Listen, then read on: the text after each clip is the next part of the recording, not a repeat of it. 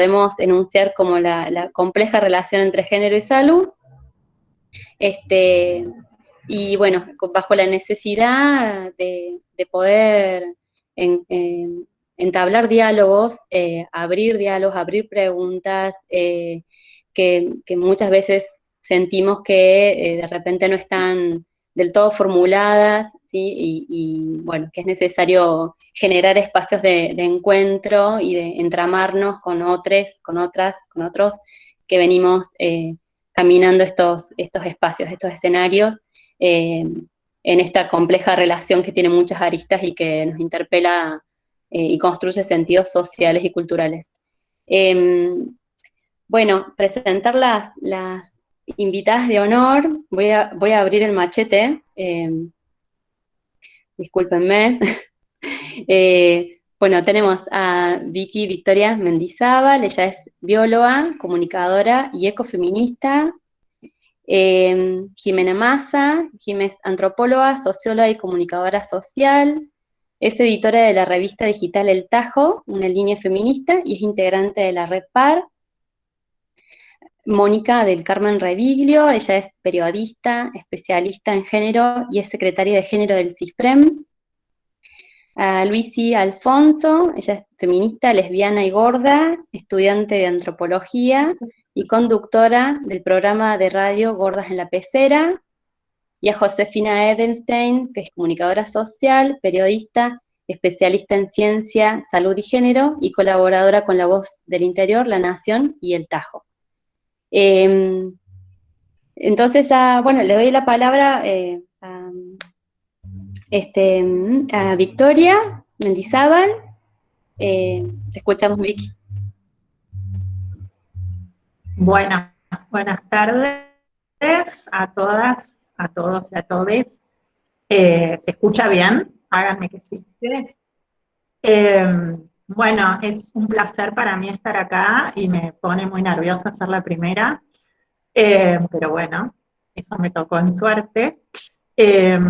Yo quiero compartir con ustedes algunas ideas que, bueno, como vengo del mundo de las ciencias duras, a mí me gustan las presentaciones, así que quiero compartir algunas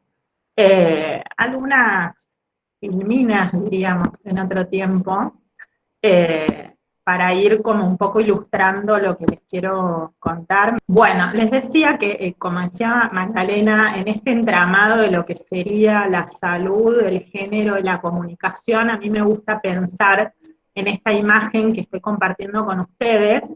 ¿En qué sentido? En que, desde mi punto de vista, se forma como un sistema de legitimación y de ordenamiento social entre lo que yo llamo las ciencias de la salud o las ciencias biomédicas, que son de un fuerte componente biológico de la concepción de la salud, la investigación en ese campo y el género. Y todo esto se articula en base de los mecanismos de comunicación que funcionan como amplificadores, y esa fotocopiadora que quise poner ahí y que llamé cultura, de alguna manera va reproduciendo eso que se va comunicando, ¿no? Y lo va multiplicando, lo va amplificando.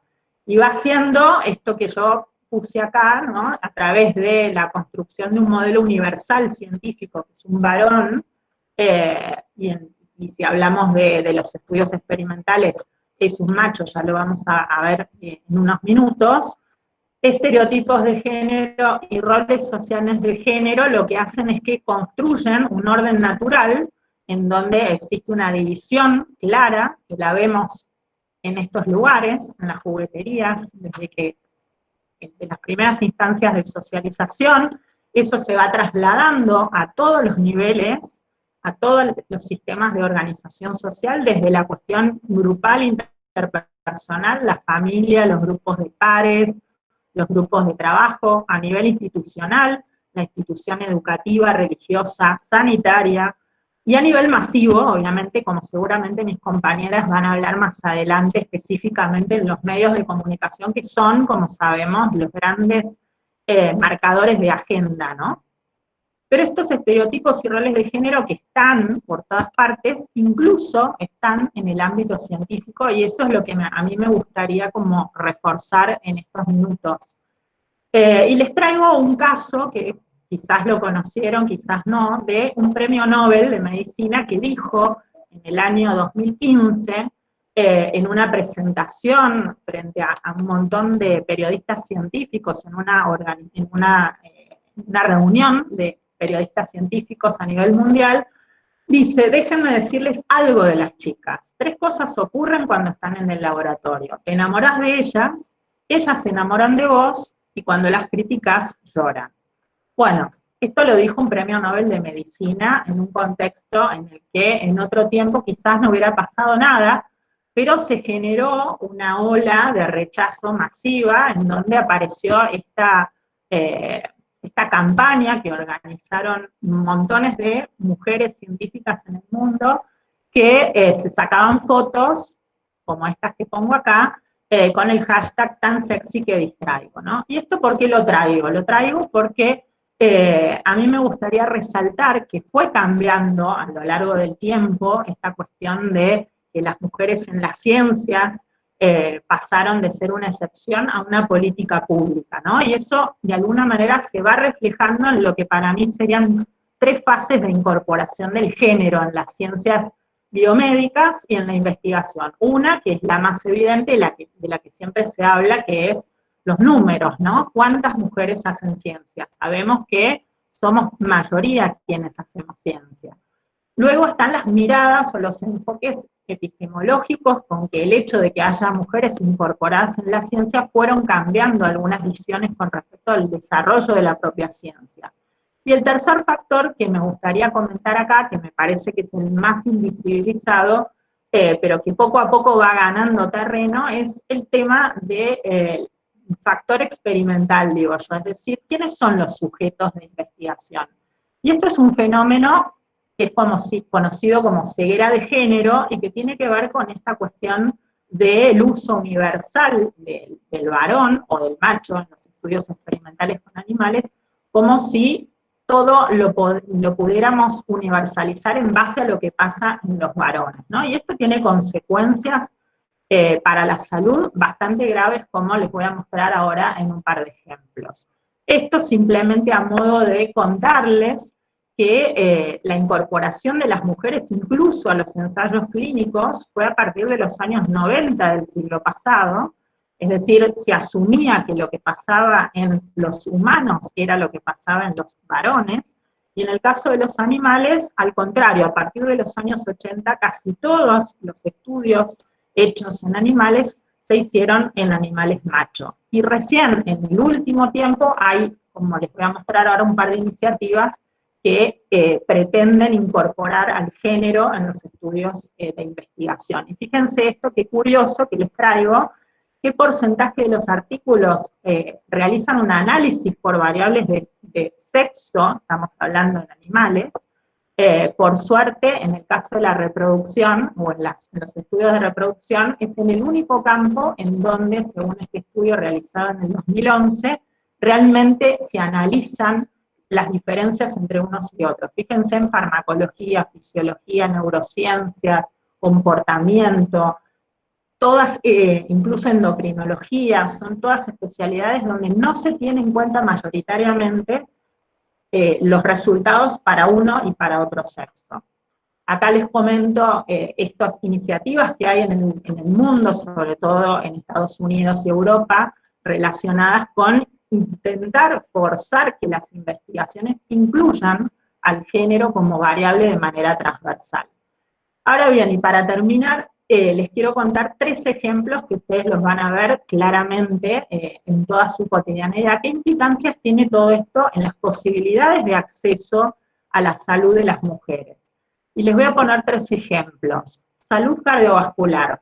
Esto que les muestro es un material didáctico de un hospital muy conocido de Córdoba, en donde, fíjense, quién es el sujeto que se presenta como los síntomas de infarto o qué hace después de un infarto, ¿no?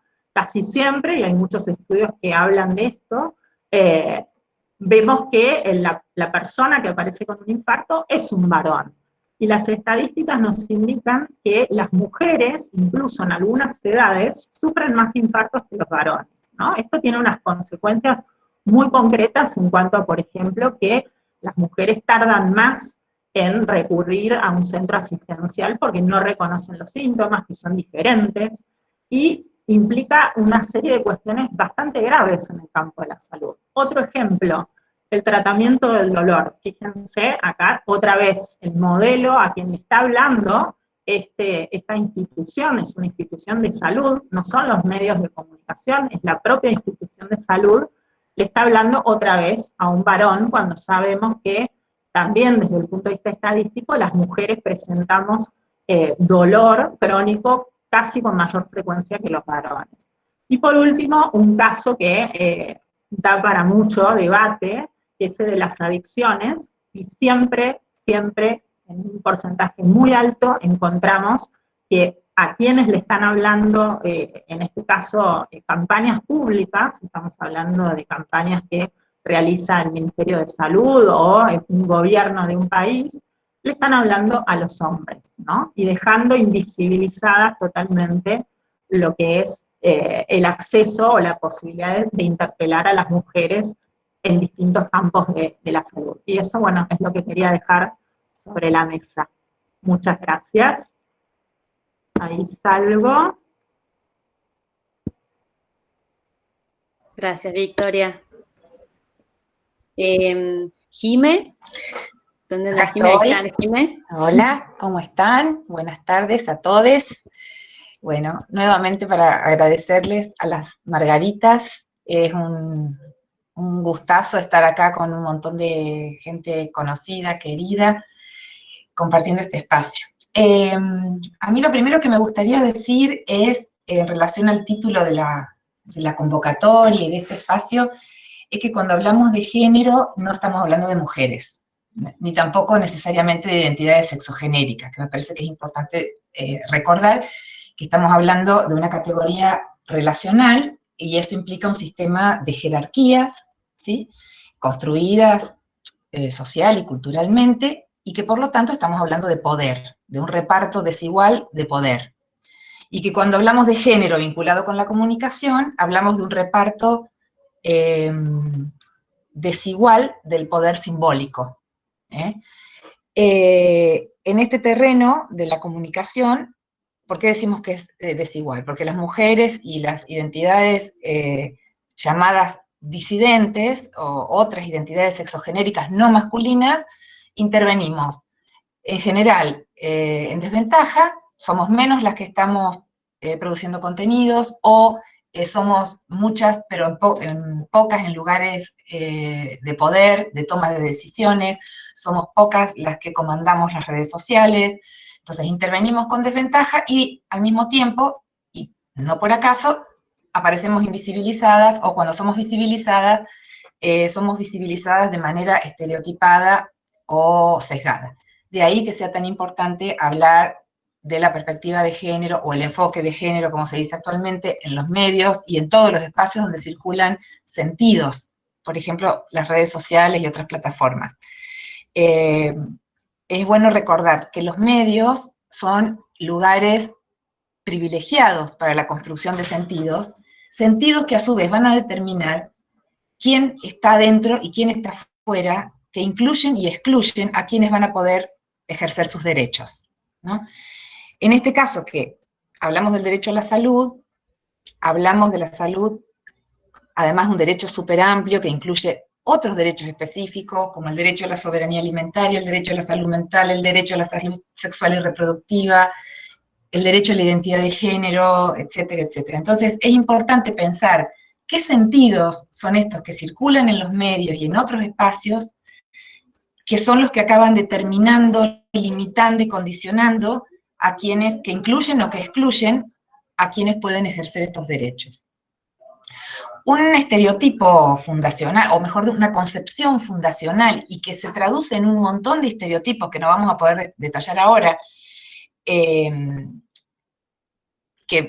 todavía persiste en los sentidos que circulan en los medios, es aquella concepción claramente que instaura un orden patriarcal, que es la que le asigna a las mujeres el espacio de lo doméstico. Dentro de lo doméstico influimos fuertemente la capacidad reproductora, ¿no? Y la maternidad como el ápice de la feminidad, y a las identidades masculinas el espacio de lo público.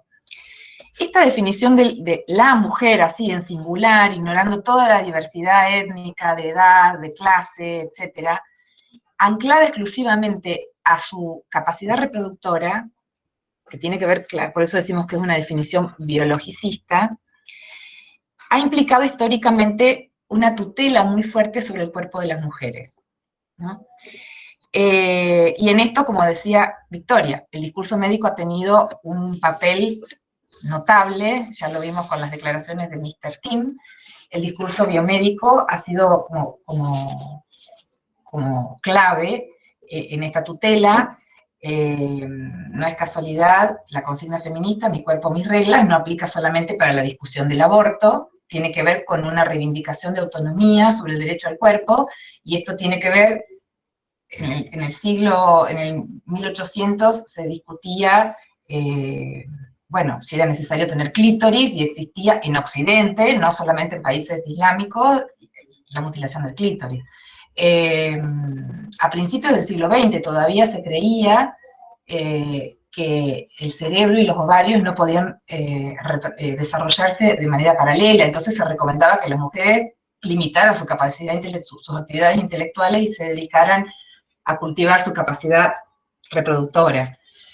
Hasta hace pocos años discutíamos en Córdoba el acceso a los anticonceptivos, ¿no? En la semana pasada se inscribió en Córdoba una acción colectiva en la justicia de mujeres que tienen dificultades para acceder a la ligadura de trompas en la maternidad provincial, esto en la justicia provincial de Córdoba. O sea, entre tanto, el discurso, el poder médico, el poder eclesiástico, el poder político operando sobre esos derechos, ¿no? Entonces, bueno, ni hablar, creo que el ejemplo más paradigmático del derecho cercenado es el derecho a la salud sexual y reproductiva. Digo, no por acaso fui pensando en estos ejemplos. Y para ilustrar de manera más concreta, me parece que con un tema de agenda muy actual, voy a tomar el de las llamadas niñas madres como un caso paradigmático de limitación al acceso a la salud, en este caso a la salud sexual y reproductiva.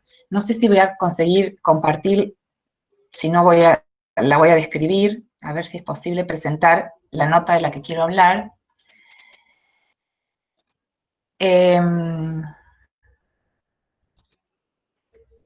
Ustedes me dirán si se ve. En los medios y en las redes vienen circulando una serie de imaginarios referidos a la trascendencia de ser madre, a la inevitabilidad del instinto materno, como algo dado naturalmente, al destino natural de las mujeres. Claro que siempre son concepciones de maternidad asociadas claramente al proceso biológico, ¿no? Que idea de madre siempre vinculada al proceso de la gestación. En ese sentido, un ejemplo que yo decía, me parece paradigmático, es este editorial del diario La Nación, que se publicó en febrero del año pasado, de 2019, titulado Niñas Madres con mayúsculas, que entre otras frases dice: admiración hacia las niñas madres, madrazas, por cierto, tristeza para las abuelas abortistas, que felizmente no lograron su criminal propósito. Voy a ver si puedo, prefiero... ¿Ustedes ahí me ven de nuevo? ¿Sí? Entonces, esa editorial felizmente dio lugar a una fuerte reacción de muchos colectivos y organizaciones sociales que repudiaron fuertemente ese texto. Pensemos en un medio de comunicación masivo, hegemónico, poniendo a circular sentidos muy potentes en relación a la maternidad, incluso poniendo a circular sentidos en relación a las infancias también, ¿no? Bueno, el fuerte repudio que se generó a partir de este editorial se trasladó a las redes sociales, dio lugar al hashtag Niñas no Madres, que felizmente se viralizó y que tuvo muchísimo impacto. En paralelo, en esos mismos meses, había una polémica enorme en los medios en relación al caso de dos niñas de 11 y 12 años, no sé si recuerdan, que habían quedado embarazadas como consecuencia de violaciones, y que se vieron privadas del derecho a la interrupción legal del embarazo por causal de violación, o sea, que es un derecho consagrado en la Argentina.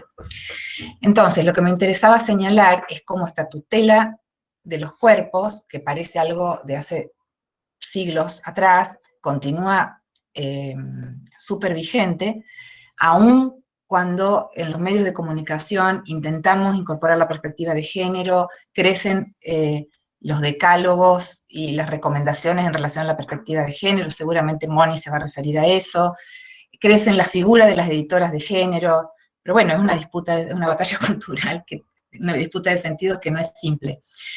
Entre los tópicos que atraviesan esta cobertura sobre las niñas madres, yo había mencionado tres. Por un lado está la violación como una tragedia, como algo completamente inesperado y abrupto que irrumpe en la vida de las mujeres, en este caso de las niñas, sin poner de manifiesto en el discurso de los medios que esto responde a un orden patriarcal, ¿no?, de dueñidad, diría Rita Segato, de los cuerpos de las mujeres. Otra línea de sentido que también atraviesa las coberturas tiene que ver con las niñas como víctimas, ¿no? O sea, nos compadecemos, denunciamos y nos indignamos, pero las niñas no aparecen ahí como sujetas de derechos, ¿no?, como plenas sujetas de derechos. Y la otra, la que mencionábamos antes, la maternidad como algo natural o inevitable y como la consagración de la feminidad. Entonces, en síntesis, creo que esta disputa de sentidos que tiene lugar en los medios y que debemos fortalecer la disputa con todas las herramientas posibles, es clave para el ejercicio de los derechos. Para esa disputa no alcanza con que nuestros cuerpos sean visibles, porque hasta hace poco tiempo peleábamos por la visibilidad apenas, porque los cuerpos son visibles. El problema es que, por un lado, no todos los cuerpos son visibles, ¿no? Hay cuerpos que permanecen opacos en los medios, y por otro lado, necesitamos que esos cuerpos tengan voz. ¿Mm? Y para que esos cuerpos tengan voz, creo que necesitamos más comunicación feminista, entendiendo que lo que se llama la equidad de género o la perspectiva de género hoy para nosotros debería ser una pauta de ética profesional, porque significa garantizar el acceso a los derechos y por lo tanto a la ciudadanía, y porque además de una pauta ética es una herramienta política para la emancipación de todos. Bien, ahí llego hasta ahí y después continuamos. Muchas gracias.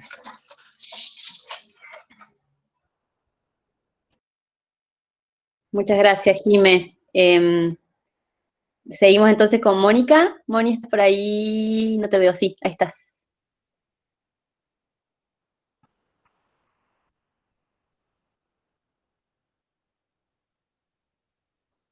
Moni. ¿Ahora? Se congeló ¿Ahora sí? un poquito. Ahí estás, ahí Ahí está. está. Te escuchamos, perfecto. Sí, Bueno, sí, perfecto, Moni. perfecto. Bueno, primero, Sí, sí. bueno, buenas tardes. Me encanta que haya muchos espacios feministas y me encanta que la gente, ver cómo esta efervescencia de lo que empezamos, a transitar hace muchos años muy tímidamente, hoy llegando a todas, a las más jóvenes, que evidentemente tienen mucha más fuerza y que además ya vienen desconstruidas, ¿no? Porque nosotros tuvimos que irnos desconstruyendo en la medida que íbamos impulsionando, íbamos sabiendo de qué se trataba, ¿no? El feminismo, sabíamos que había algo que no andaba bien, que no estaba bien, cómo estábamos comunicando, que no estaba bien el rol que teníamos en la sociedad, que no estaba bien que tuviéramos que tener determinados roles que nos daban los varones, ¿no? Y no los que nosotros queríamos tener. Y bueno, todo eso fue una lucha de muchos años que, bueno, hoy por hoy, digamos, no voy ahora a explayarme en eso porque afortunadamente yo ya lo pongo como en el pasado, ya está, eso está en el pasado, tenemos que ver dónde estamos hoy y ver cómo vamos para adelante. Con respecto, bueno, y también saludar a todas las amigas que están hoy aquí compartiendo este conversatorio. Bueno, es muy importante utilizar las redes en esta época en que estamos encerradas en casa y que, bueno, es la única manera que tenemos de comunicarnos y de comunicar. Fundamentalmente yo les quería decir que en los medios de comunicación hay dos tipos, digamos, yo separaría en dos el tema de violencia. Uno que tiene que ver en el de la comunicación, en esta terrible influencia que tienen los medios de comunicación, ¿no? Y las redes también, en la perpetuación o no de los paradigmas machistas, por supuesto, y que de repente hemos ido, se ha ido cambiando con mucha lucha, con las herramientas que teníamos a mano, y a través de los protocolos, a través inclusive la Red Par, fue la primera que sacó un protocolo, pero que veíamos que nuestros colegas y nuestras colegas, tanto hombres como mujeres, no tenían la menor intención de ver de qué se trataba. Con tanto andar en las redes, con tanto hablar, con tanto trabajo y poniéndole el cuerpo, se ha ido cambiando esto, y hoy, como decía recién Jimena, tenemos, gracias, y la gran fortuna, y en los SRT fundamentalmente, de tener una editora de género. Hay muy poquitas digamos, en la República Argentina, y una la tenemos en los SRT, y realmente es increíble cómo de repente se nos ha abierto lo que ella está, se nos ha abierto mucho el trabajo y la concientización que tenemos dentro de los medios. Por ejemplo, en el tema de la capacitación, que es tan difícil que los y las colegas quisieran capacitarse, fue siempre una gran lucha porque no consideraban que ellos necesitaban y que ellas necesitaban capacitarse. Bueno, sorpresivamente, este año con esta pandemia ha sido el récord de capacitaciones que hemos tenido a través del CISPREM.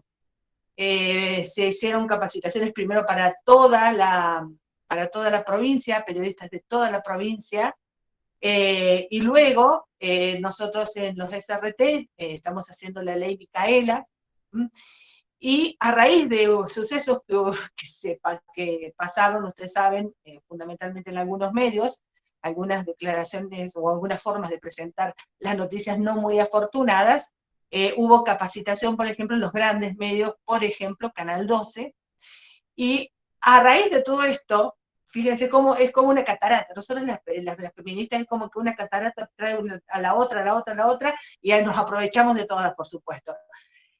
Canal 8, de repente los conductores decían que no querían presentar más noticias de género porque tenían miedo de presentarlas más.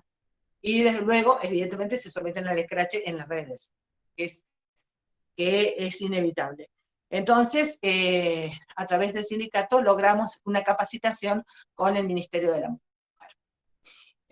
Fíjense ustedes que prácticamente cubrimos en un año cubrimos prácticamente de capacitación de comunicación con perspectiva de género en prácticamente todos los medios.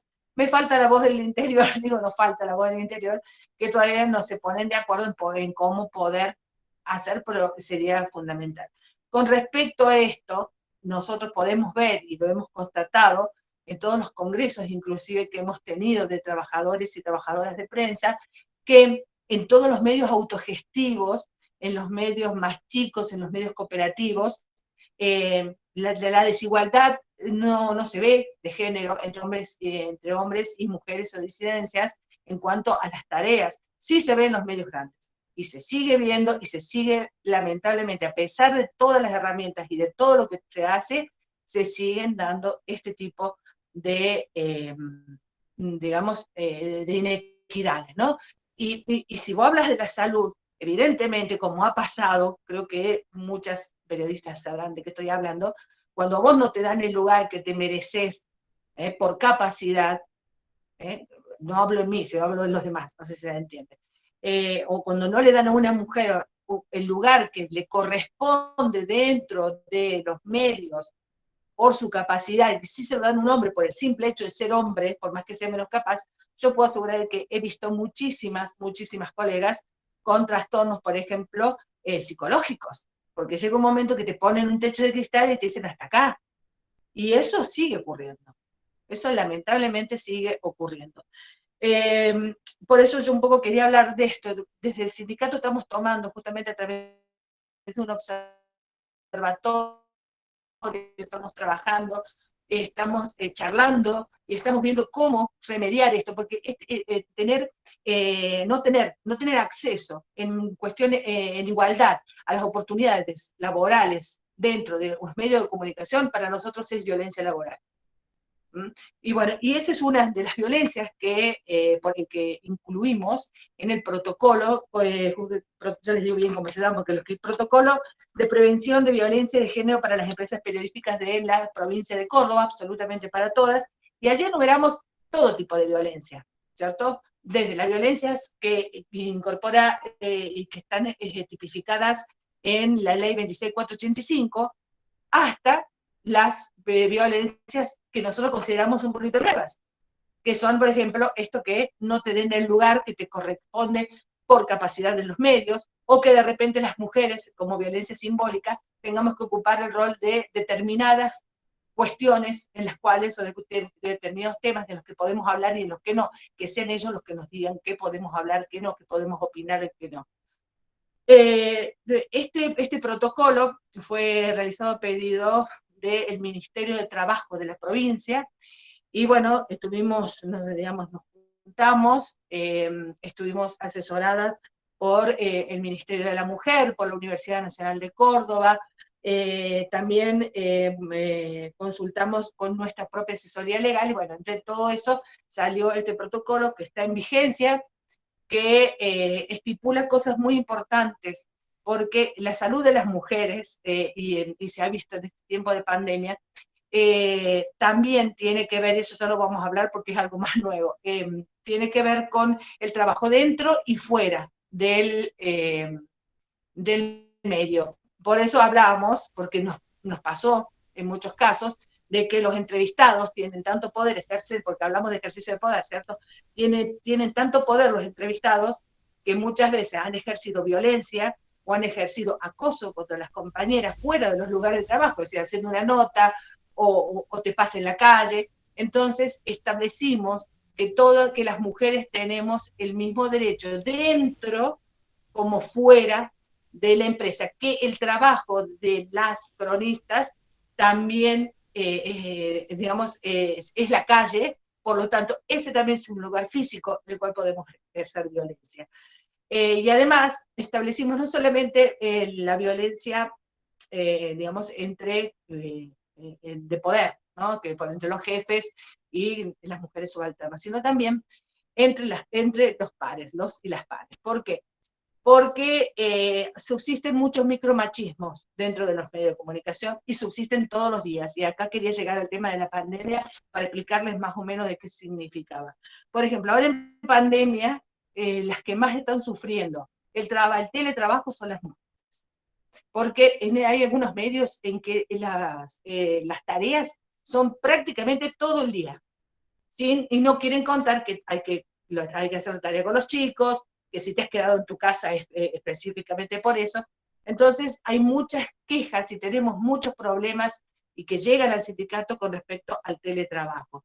Y el otro es una terrible discriminación que se está dando dentro de los medios, porque las mujeres en su mayoría, por esta sociedad machista y estas tareas de cuidado que estamos haciendo, hemos tenido que quedarnos adentro de la casa, no hemos tenido que dejar los lugares de trabajo, con todo lo que eso también significa, y en los ambientes de las redacciones se dice, claro, las primeras que se fueron las mujeres.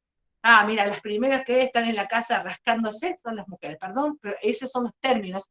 Y la microviolencia, la violencia del micromachismo que se vive todos los días todavía en las redacciones.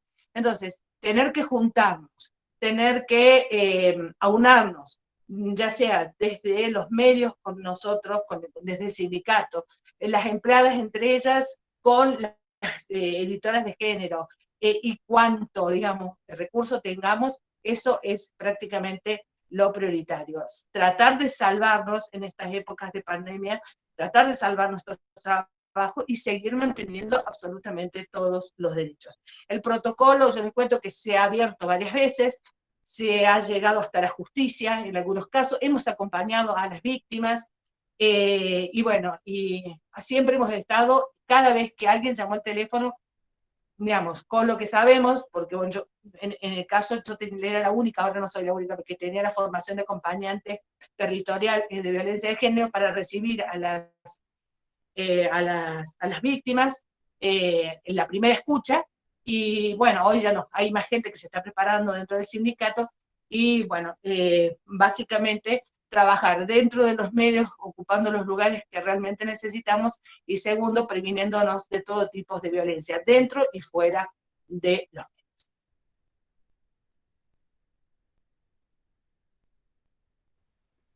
Gracias, Moni.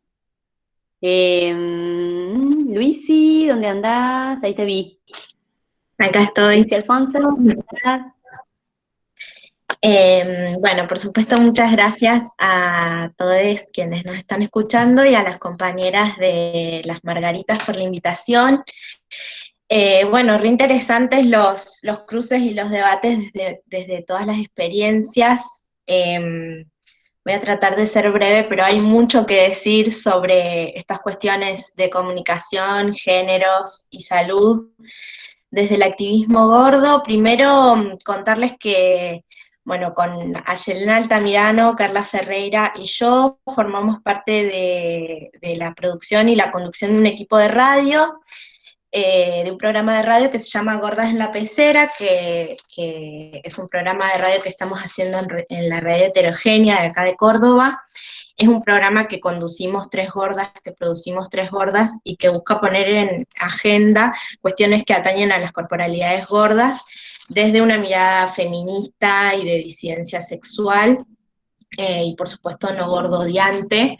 Entonces en nuestra reflexión sobre la propia corporalidad vamos conversando con activistas, con músicas, con investigadores, con profesionales respecto de todas las cuestiones que nos afectan. Hacemos radio porque consideramos que es fundamental difundir estas cuestiones y generar política pública, dar visibilidad a todas las problemáticas que estamos atravesando, y sobre todo también difundir espacios de habitabilidad que han construido los activismos gordes en Córdoba y en todo el país, sobre todo en este último tiempo.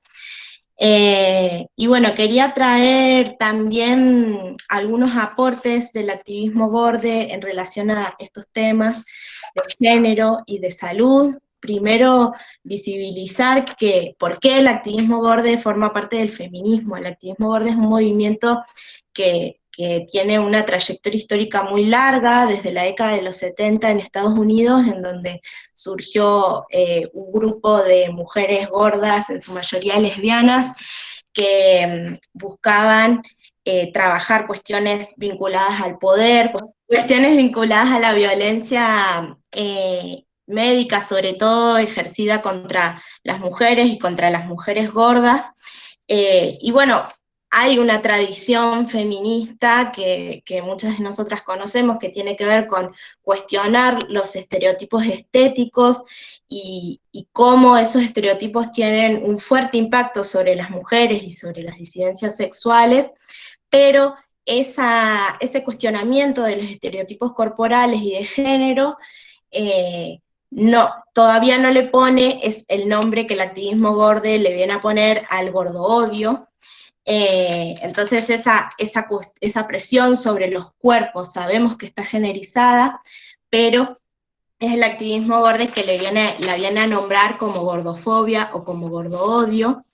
Y bueno, el gordo-odio podríamos definirlo como el odio a las corporalidades gordas, el odio a esas corporalidades que se salen de la norma y que se expresa en nuestras vidas, en todos los espacios, en nuestra familia, en el acceso a la salud, en la visibilidad, en la representatividad, en el espacio público, en el acceso a cuestiones tan básicas como vestirnos, en cuestiones que tienen que ver con nuestra eroticidad. Hay un imperativo de la heterosexualidad normativa que dice y que plantea como norma que si sos mujer tenés que ser delgada, tenés que ser linda para ser una persona eróticamente aceptable, digamos, ¿no? En términos de relaciones eróticas, afectivas y sexuales. Entonces, todas aquellas corporalidades que se salen de esa norma se ven afectadas o nos vemos afectadas en todos los ámbitos de nuestra vida. Y eso implica un montón de prejuicios valorativos hacia nuestras corporalidades y rechazo social, discriminación, y una discriminación que no tiene que ver con nada más la burla, sino con consecuencias muy tremendas y muy terribles sobre las corporalidades gordas. Entonces, bueno, quería traer un poco también algunas cuestiones en nuestro país. Todos hemos visto cómo en esta pandemia que ha sucedido han surgido también en las redes sociales, ¿no? Como para pensar la cuestión comunicativa no solo en términos de radio, de televisión o de cuestiones gráficas, sino también de las redes sociales y del impacto que tiene en la generación de imaginarios sociales en relación a las corporalidades y al género. Y hemos visto cómo en esta pandemia han surgido muchos discursos de odio hacia las corporalidades gordas, y en ese sentido, bueno, el activismo gordo ha estado muy presente también en los medios de comunicación, cuestionando esas cuestiones y esos discursos de odio hacia nuestras corporalidades. Hace poco el INADI sacó un informe en el que habla de que en el 2013 fue como el último informe de discriminación del INADI, en el que la discriminación por gordo-odio estaba en el 5º lugar, en el 2019 ascendió al 2º lugar, mayoritariamente entre las mujeres y disidencias sexuales, o sea que hay un sesgo de género, y mayoritariamente entre las personas jóvenes, entre 19 y 30 años, entonces también hay una cuestión ahí de tener que trabajar esta temática necesariamente con la juventud. Bueno, eso. En esta pandemia se ha asociado la gordura con la fealdad, se asocia la gordura con el estilo de vida, con la personalidad, con la conducta, con la salud, con la productividad o la improductividad de las personas. Pareciera que las personas gordas tenemos que dar un certificado de salud a cada persona que argumenta o que plantea que las personas gordas necesariamente somos personas insalubres, y eso no es así. Entonces ahí viene la cuestión de la salud, que para nosotros es uno de los temas más importantes en el activismo gordo, porque pasa, en redes sociales muchas veces pasa que, por ejemplo, hay activistas gordas que sus cuentas de Instagram son censuradas o son eliminadas por Instagram por la cantidad de gente que denuncia esas cuentas. Los comentarios son todos comentarios odiantes, y uno de los argumentos que se utilizan mayoritariamente tienen que ver con la preocupación por la salud de las personas gordas, ¿no? Que es una preocupación que quizás mis hábitos alimenticios, mi actividad física y mi salud efectiva con parámetros de salud y médica, por decirlo de alguna manera, son parámetros normales o responde a parámetros normales, incluso quizás a veces más normales que a una persona flaca. Sin embargo, se nos acusa a las personas gordas de no gozar de buena salud. Entonces ahí, bueno, hay un prejuicio muy grande en relación a nuestra salud, pero también hay una necesidad y una preocupación. Se habla de que el activismo gordo fomenta la obesidad. Eso es un mito re grande y es un mito que hay que destruir, porque eso no es así. Hay una preocupación muy grande por nuestra salud, porque haya una medicina que no tenga la centralidad en el peso. Hay experiencias concretas de cualquier persona gorda, con cualquier persona gorda que hablemos, esa persona ha sido discriminada en el sistema de salud, ha pasado, ha sido expulsada del sistema de salud, no quiere ir a los doctores o a los médicos por discriminación, incluso han sido mal diagnosticadas.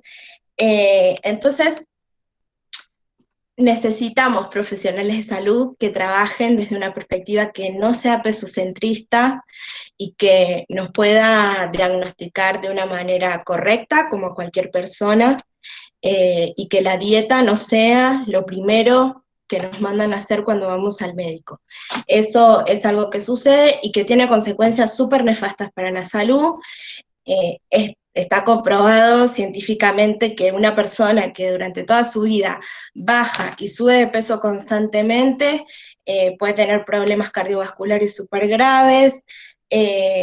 Por diagnosticarnos mal, se nos somete a cirugías de urgencia, muchas veces bariátricas o bypass gástricos, que tienen consecuencias en la vida y en la calidad de vida que son tremendas, y que son cosas que se pueden prevenir si desde la salud se trabaja desde una perspectiva que no sea pesocentrista.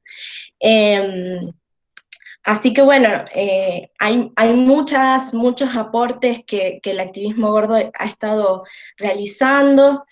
Hay un enfoque de la salud que se llama AES, que tiene que ver con salud que sea neutral con respecto al peso, que es interesante para los profesionales de la salud y es urgente porque realmente no conocemos más que alguna que otra compañera nutricionista que trabaje desde esta perspectiva. No hay médicos casi que trabajen desde esta perspectiva.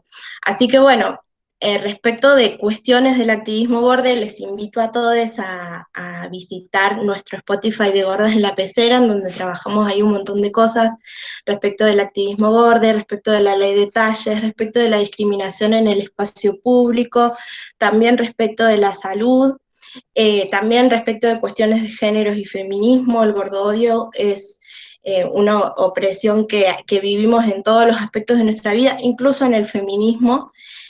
Así que es re importante que, bueno, podamos visibilizar también activistas gordes, y es re loco también que para hablar de salud y gordo odio haya que recurrir a las activistas y no haya profesionales que puedan hablar de esto.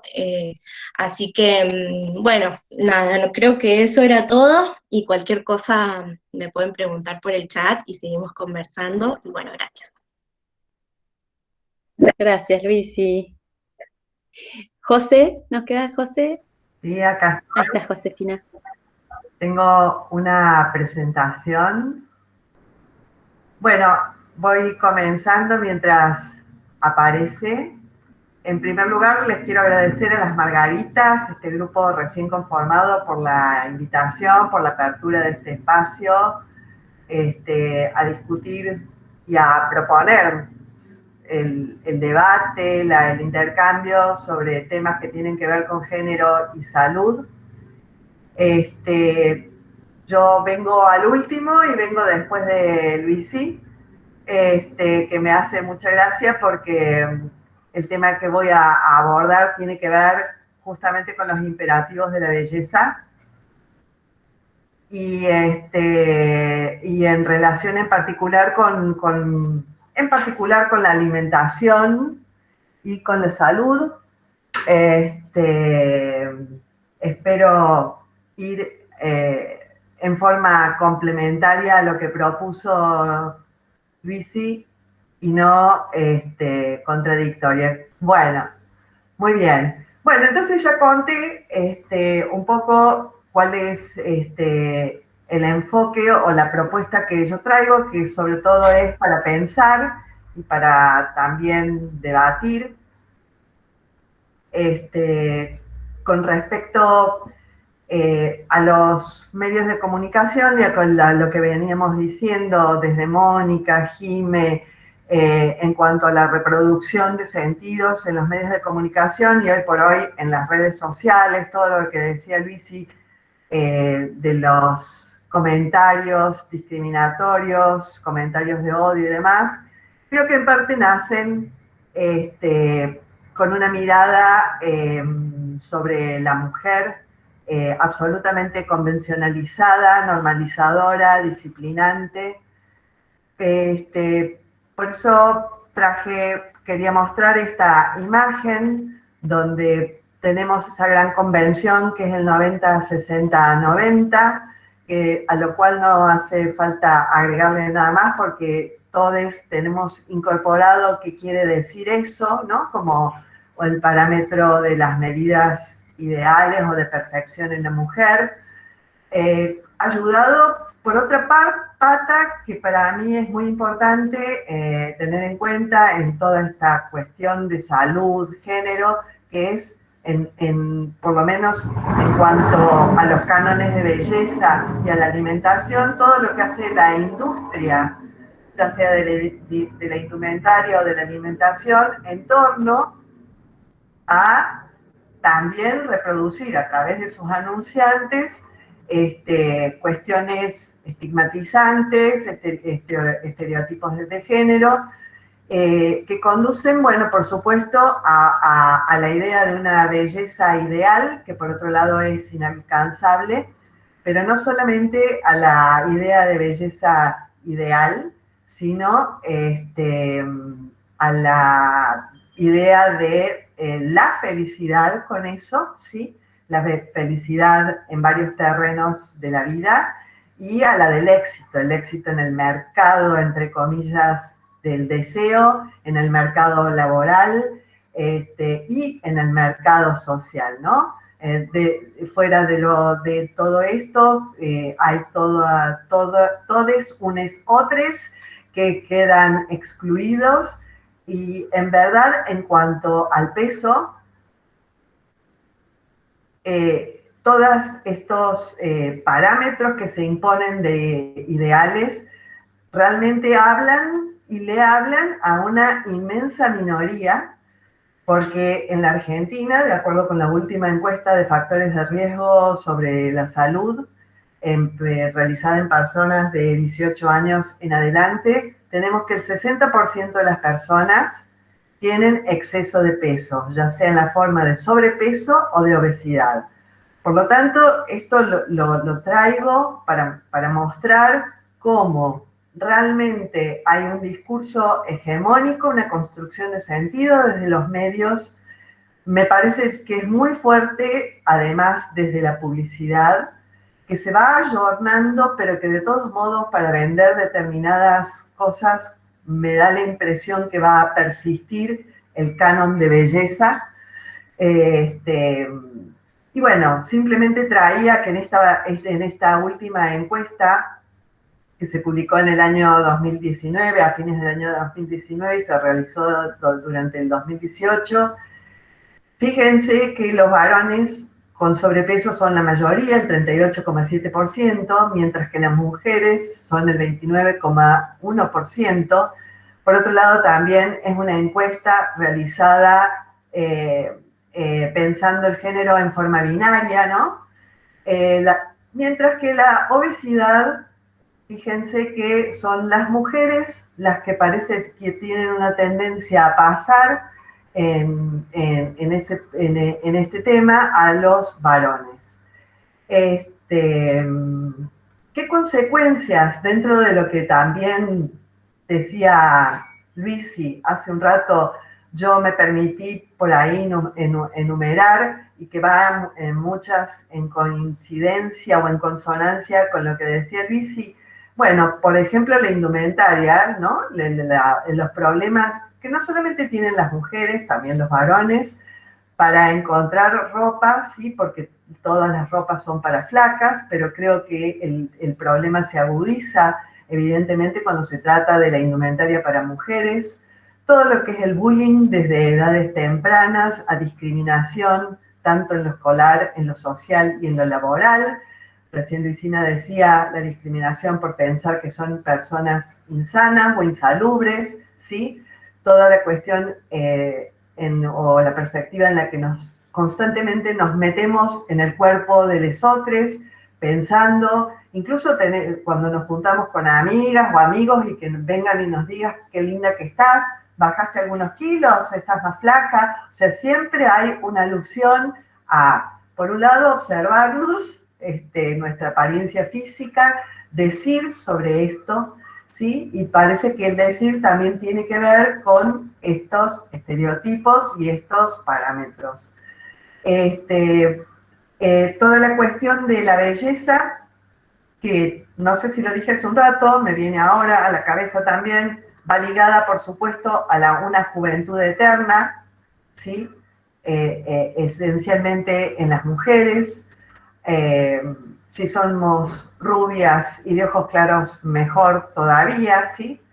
Bueno, lleva, entre otras cosas, a un consumo constante, dicen nutricionistas, al vivir dietando, ¿no?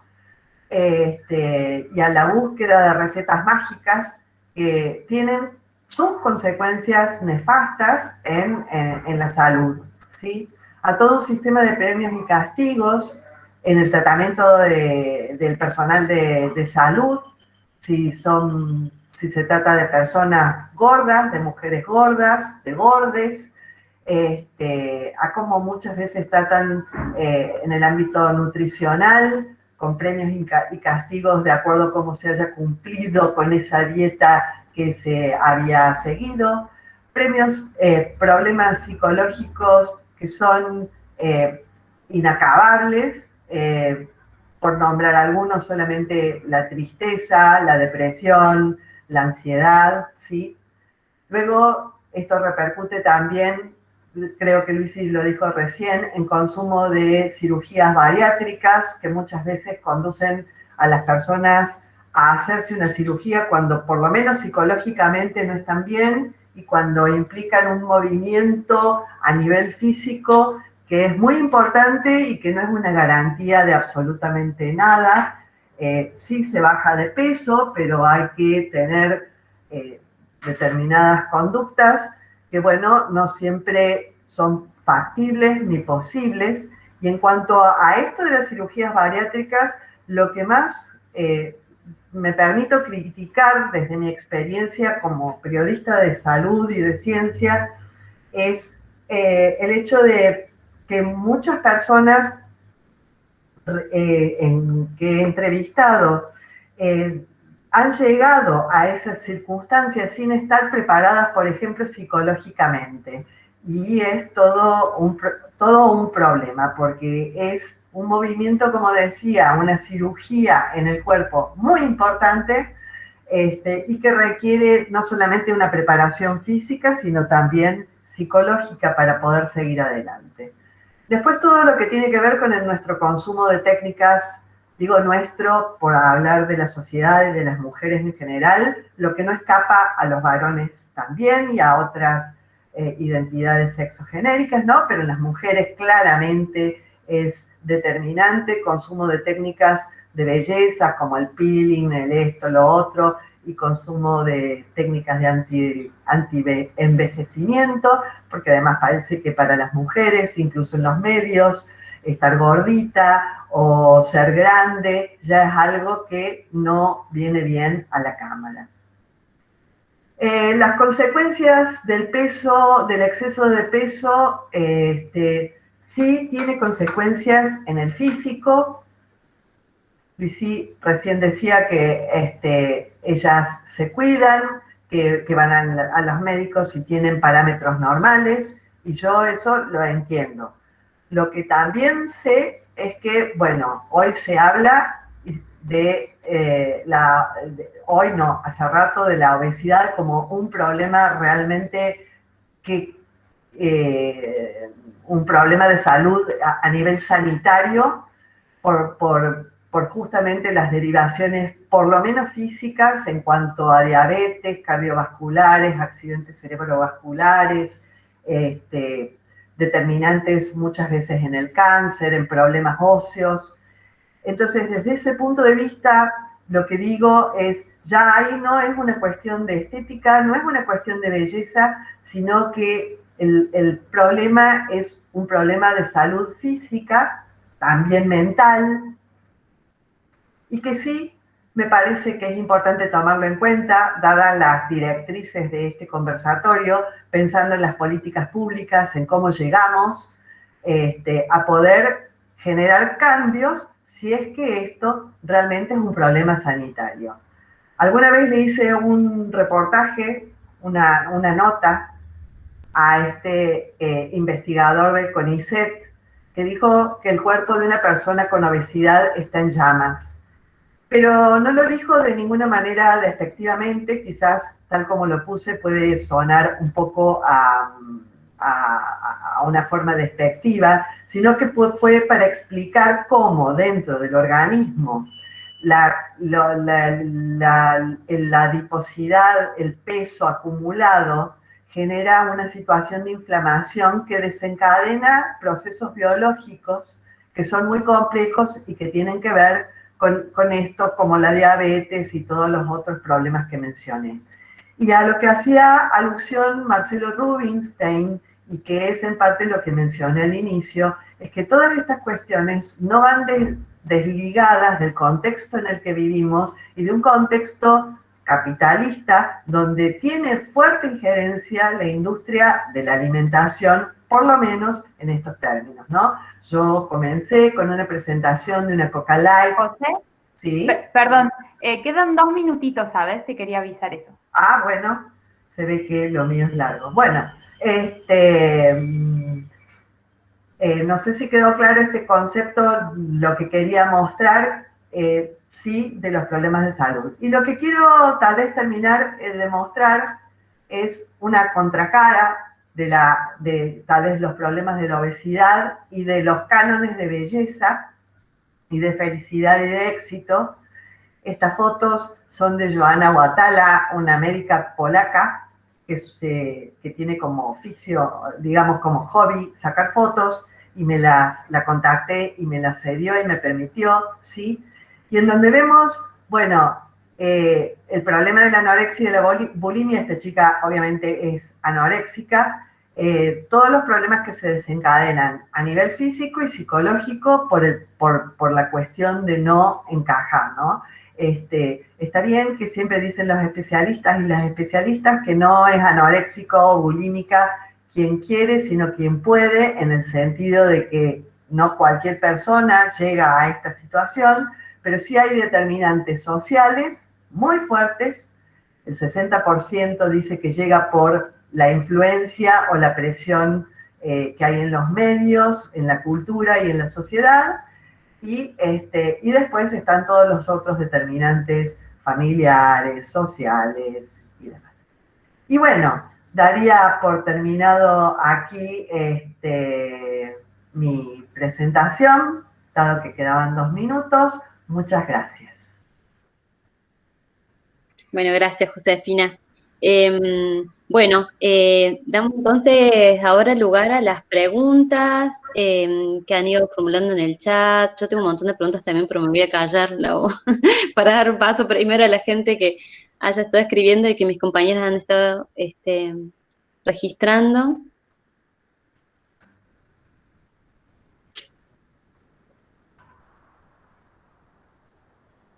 Chicas, no sé si alguna...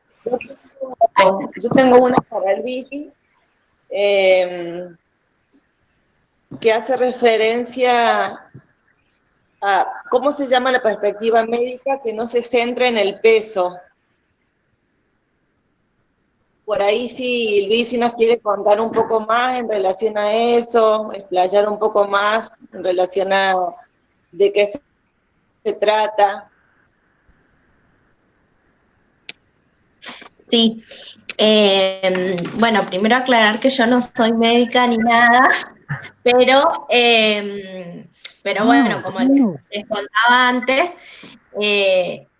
estamos buscando perspectivas médicas que no sean pesocentristas ni discriminatorias, y en eso hay una perspectiva que se llama AES con H, que significa Health at Every Size en inglés, o salud para todas las tallas.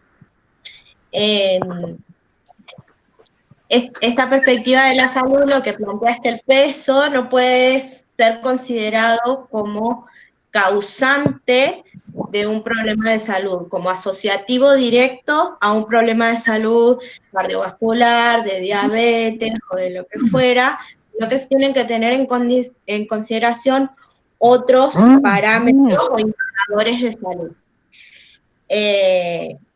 y tener una concepción más integral. En esto que hablaba recién José,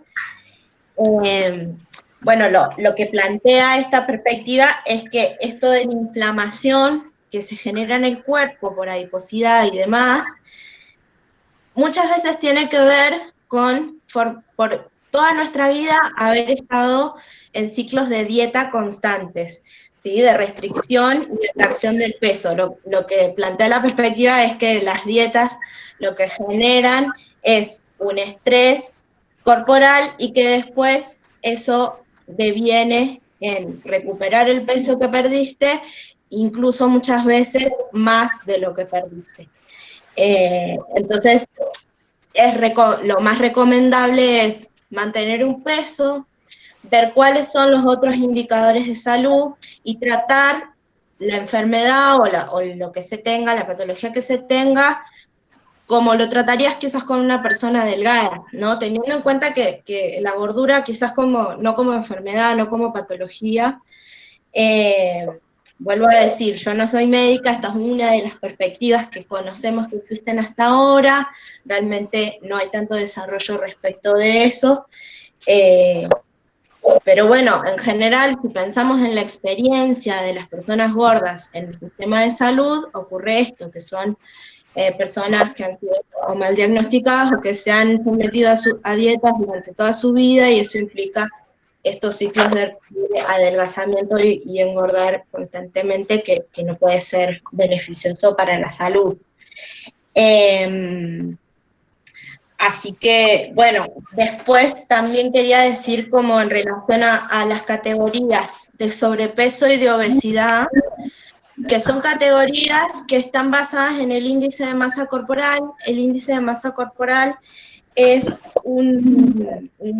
una cuestión estadística que hizo un belga situadamente para un contexto y para un tipo de corporalidad específico, y a partir de ese parámetro arbitrario se define a partir de qué peso alguien tiene sobrepeso, a partir de qué peso alguien es obeso. Ese índice de masa corporal es colonialista, porque está basado en el cuerpo de determinada gente europea y demás.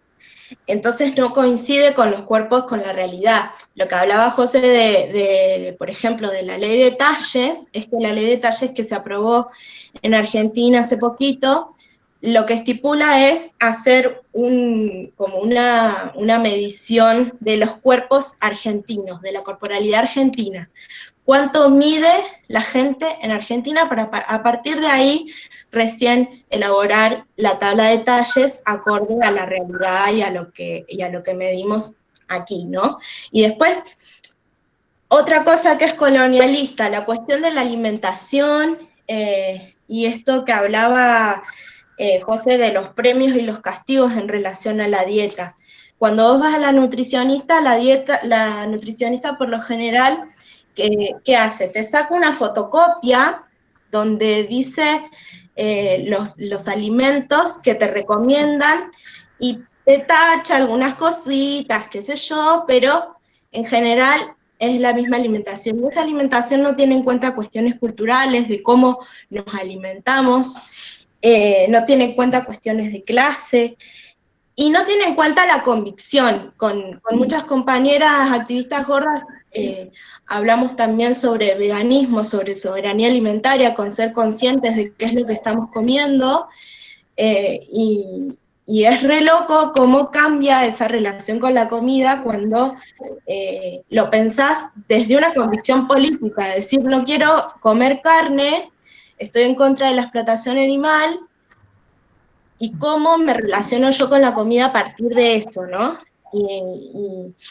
Y cómo a lo largo de toda nuestra vida nos hemos estado relacionando con la comida en relación a si engorda o no engorda, cuando en realidad quizás si pensábamos de qué está hecha la comida que estoy comiendo y qué consecuencias tiene para el planeta, para el ambiente, o lo que fuera, es otra la relación que tengo con la comida, y la relación que tengo con la comida ya no es para adelgazar o para engordar, sino con tener otra conciencia quizás, Y bueno, y después cuestiones de ahí preguntaban, vi que preguntaban en los comentarios, o que alguien comentaba esto de cómo muchas veces te dejan sin trabajo, no te eligen para un trabajo por considerar que buena presencia también significa ser flaque, así que eso también es importante y contarles en relación a no sé por qué anoté felicidad, porque se ve que alguien estuvo hablando de felicidad antes,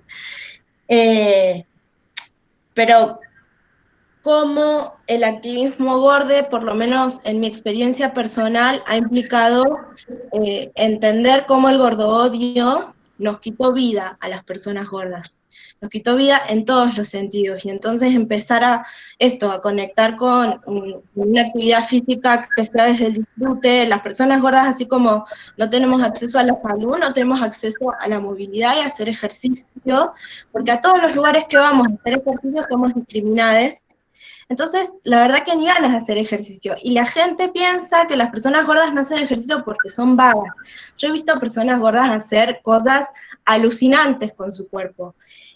Y realmente eso, cómo es importante dejar de tener esos prejuicios y entender que se puede hacer todo lo que hace una persona flaca. Y bueno, eso. No quiero hablar más porque ya se nos va mucho el tiempo. Bueno, muchísimas gracias, Luisi, súper clarificador. Hay otra pregunta sobre ecofeminismo, sobre feminismo ecológico. La pregunta es, me gustaría saber más sobre feminismo ecológico.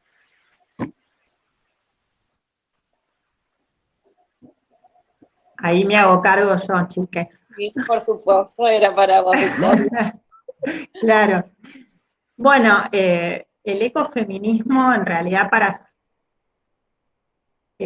sintetizarlo de una manera medianamente sencilla, diría que es como la convergencia de dos ideas que en realidad se sustentan, desde mi punto de vista, en una creencia que es que la humanidad está desligada de la naturaleza, ¿no? Y esto se vincula también con el feminismo. Por un lado, digamos, que se construyó esta idea de que la humanidad puede hacer uso de los recursos como si se tratara de algo que está por fuera de la naturaleza, y el hombre o la humanidad considera que está por fuera, mientras que sabemos que somos ecodependientes, y claramente esta pandemia, bueno, podríamos debatir mucho al respecto, pero claramente, y hay mucha evidencia que así lo indica, este virus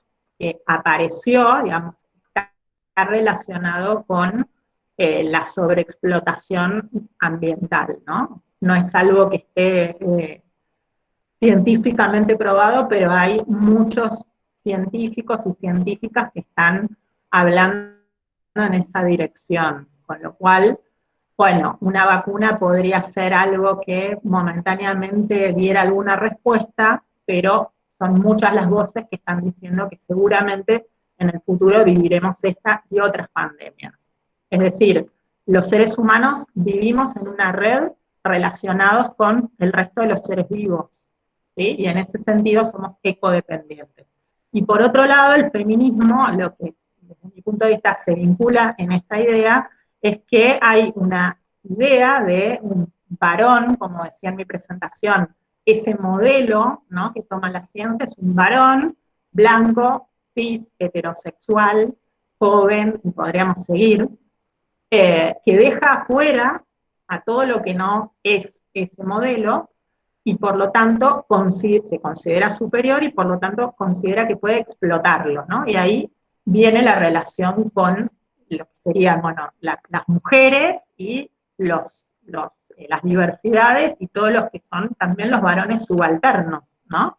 Entonces, todas esas personas estarían al servicio de este, digamos, varón hegemónico que de alguna manera vive la ilusión de estar separado de otro de los fenómenos, que es la interdependencia.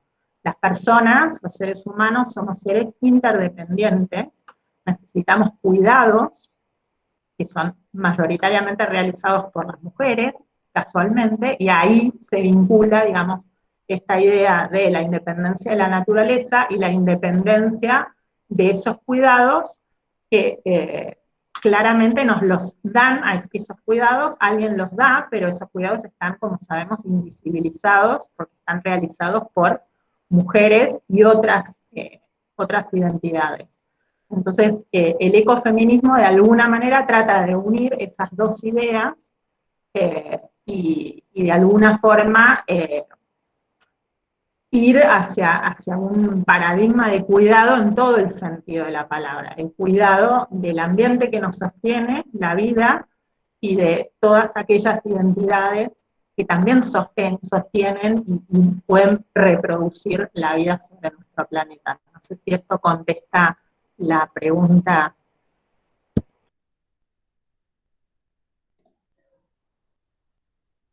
Gracias, Victoria. Mónica, ¿vos estabas pidiendo la palabra? Sí, exactamente. No, porque escuché con atención todo lo que dijo Luisi, porque, bueno, yo he lidiado con mi cuerpo toda la vida, fundamentalmente después de los 45 años, ¿no? Pero más allá de eso, lo que ella decía, y también tiene que ver con la violencia y con la salud de las trabajadoras, sobre todo en los medios donde trabaja la imagen, es decir, en los audiovisuales. Ustedes fíjense que las mujeres tienen que, como decía Josefina, tienen que ser rubias, flacas, esbeltas, preciosas, y lo más parecido a una Barbie. Si bien se ha ido cambiando este estereotipo con el tiempo, pero todavía se mantiene. Hoy por hoy, una mujer tiene una terrible diferencia con un varón, en lo cual suponete en la aparición en cámara. La mujer tiene que ser joven, tiene que tener buen cuerpo, tiene que tener carisma, tiene que tener toda una serie de actitudes, y el varón puede ser gordo, puede ser pelado, puede ser viejo, y sin embargo está frente a cámara. A los varones no se le dice absolutamente nada. Entonces, esos paradigmas realmente han llegado también a este punto de enfermar a muchas mujeres que han tenido que someterse. Yo he conocido a mujeres que se han sometido a 2, 3, 4, 5 cirugías estéticas para poder estar más tiempo durante su vida frente a la cámara, haciendo lo que realmente les guste. Y vos fijate, y si ustedes se fijan en los títulos, en los canjes publicitarios, la mayoría de las estéticas son para las mujeres, no son para los varones. Pero esto ha ido cambiando y esto es hoy. Antes, cuando yo comencé hace varios años atrás, las mujeres rubias, bonitas, tenían que ser además tontas. Entonces, no podían estar adelante de la cámara, no podían tener una participación especial porque eran tontas. Y si no, tenías que demostrar que no eras tonta, poniéndote la cara de seria, que no podías ni siquiera mínimamente reírte, porque si no ya te sacaban de cámara. Fíjense cómo en 40 años sigue siendo la imagen de la mujer la que es cuestionada siempre, absolutamente siempre, y lo es hasta el día de hoy, a pesar que algunas cosas cambian. No, eso quería decir. Gracias, Mónica. Hay una pregunta para Victoria, y creo que de ahí podemos también pasar a una pregunta y hacer una ronda, digamos, para todas las invitadas. En primer lugar, Victoria, en relación a esto de la evidencia biomédica basada particularmente, digamos, en machos, o bien en el sexo masculino, y en relación a lo que vos mencionabas de adicciones, ¿sí? La pregunta sería, ¿cómo estos ejes atraviesan la generación de políticas públicas y la comunicación de estas políticas? Y de la mano de esto, cuando nos respondas esto, después preguntarte a vos y al resto de las invitadas si tuvieron la oportunidad de ver algo de la campaña de la Secretaría de Prevención y Asistencia de las Adicciones, que ocurrió en julio aproximadamente, en la Semana de la Prevención, de estas problemáticas, y bueno, qué opinión les merece, digamos, cómo la han visto, digamos, esta campaña de la mano de esta consulta. Bueno, en relación a la primera pregunta, diría que cómo impactan las políticas públicas, diría que en el caso particular de las adicciones, desde mi punto de vista, hay una ceguera de género, como lo que hablábamos recién. En la mayoría de las campañas las mujeres no están presentes, salvo cuando tiene que ver con cuestiones históricamente vinculadas o naturalmente, entre muchas comillas, vinculadas con las mujeres, que es la maternidad o todo lo que tiene que ver con la salud reproductiva, que como les mostraba en ese chart, es prácticamente en el único ámbito en donde históricamente se han estudiado diferencias, ¿no? Se ha asumido que para todo lo demás somos todos iguales, salvo en ese territorio de la maternidad. Desde los estudios biológicos o biomédicos, la verdad que es muy nuevo todo lo que se está investigando en relación a diferencias sexuales, sería en este caso, que las hay y hay bastante evidencia en relación a diferentes modos de reaccionar a medicamentos que se usan para el tratamiento de las adicciones, diferencias en cuanto al acceso a los tratamientos por distintas cuestiones que tienen que ver con un fenómeno que se conoce como doble estigmatización, es decir, las personas que tienen problemas con las sustancias son estigmatizadas, pero las mujeres somos doblemente estigmatizadas. Y experimentamos una gran dificultad, por ejemplo, a la hora de acceder a tratamientos, justamente por nuestro carácter supuestamente de madres, ¿no? Muchas mujeres tienen miedo de acercarse al tratamiento, justamente porque eso puede hacer peligrar, por ejemplo, la custodia de sus hijos, ¿no? Entonces hay toda una problemática que tiene que ver con eso, que está totalmente invisibilizada. El sistema de salud está preparado para recibir pacientes con problemas de abuso de sustancias, varones, no está pensado para recibir a mujeres. Entonces, desde ese punto de vista, lo que yo pienso es que está absolutamente invisibilizada la mujer, salvo cuando hablamos de alcohol, salvo cuando hablamos de embarazo, salvo cuando hablamos de, por ejemplo, violencia de género en una situación de, por ejemplo, de abuso de alcohol, ¿no? Las jóvenes no pueden salir de fiesta de la misma manera que los jóvenes, corren otros riesgos, otros peligros, ¿no? Entonces, y en relación a la campaña, si ya cedo la palabra a mis compañeras, me parece que justamente lo que hizo esa campaña es volver a estigmatizar, descontextualizar totalmente y biologizar absolutamente la situación, ¿no? Prácticamente, bueno, además de prejuicios de clase, o sea, da para un análisis, creo yo, minucioso de todo lo que no hay que hacer, desde mi punto de vista, con algo que puede tener un sustento, que es que el consumo de alcohol durante el embarazo puede tener efectos, pero la manera en que fue comunicado es absolutamente culpabilizadora, estigmatizante, no sabía qué nombres más poner. Así que bueno, eso es lo que me parece. Vicky, yo quería hacer una pregunta que en realidad va dirigida a todas porque es en torno, digamos, como excusa esa campaña, pero en realidad lo podemos ver en un montón de campañas y de publicidades, ¿no? En relación a salud y a otras cuestiones, pero que atraviesa siempre, digamos, el tema de comunicación y género, digamos, en este caso, y es que a veces también es como la excusa perfecta es que hay que comunicar de modo simple, ¿no? En esta cosa en pos de comunicar de un modo claro, sencillo, simple, se echa mano, digamos, de algunos estereotipos, o digo, hay un, no sé si una pregunta, digamos, o qué, pero hay un límite muy fino a veces, ¿no? En esto de qué es usado como excusa para subrayar ciertos estereotipos y ciertos mandatos. Parece que hay una especie como de rol punitivo, se quiere, ¿no? Criminalizante, punitivo, estigmatizante, etcétera, en las campañas, que está a la vez un poco solapado ahí en pos de lo que parece que es comunicar de modo fácil y efectivo, ¿verdad? O, no sé, digamos, es una intuición una lectura, no sé si es muy superficial, pero... Sí, hola.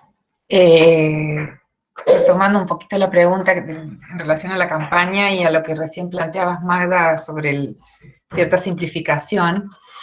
Sí, bueno, nosotros publicamos un informe en relación a los déficits, si se quiere, de esta campaña del gobierno que se emitió en junio, de estas características que justamente retomaba Victoria, su contenido, su sesgo de clase, ridiculizando a una mujer que se supone que es una mujer de clase pobre, popular, etcétera, que tiene también un abordaje puramente